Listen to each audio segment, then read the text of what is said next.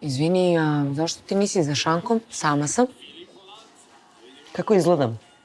Tebe zanima kako izgledaš. Ajde. Ej, Goran, šta god daje, reci brzo i odmah. Treba da zablemi s Petrovom sestrom. Ajo, ženo, dobre. Znači, nikog nisi pretukla? Nikad nisam nikog pretukla. Aha. Prva. Što si to pomislila? A izvini, a sa čijom sestrom? Petrovom sestrom.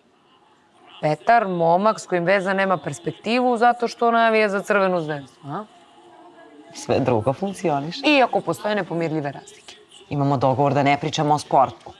Pa, to je znači ozbiljno, a? Malo smanji doživljaj. Izvini, a otkud to da ti bleš s njegovom sestrom? Hoće da me upozna. Zezaš. Strava! Čekaj, ti si pristala na to? Izgubila sam opkladu. Nekako sam uspela da tvrdim da je Boltov rekord na 100 metara 10.58. Izvini, a kako si to uspela majke ti? Nekako mi je bilo okruglo. 10.58 ti je okruglo. Pa u odnosu na 9.58. Dobro, nebitno, ta devojka ne živi ovde i Petar joj je pričao o meni i ona sad hoće da me upozna, a to sigurno ne mogu kod svoje kuće. Stani, ona dolazi ovde. A gde drugo? Još što mi to slatko. Joj, uopšte nije slatko. 100% ima da me smara oko šminke, konturisanja, hajlajtera, peniranja, kotiranja, matiranja.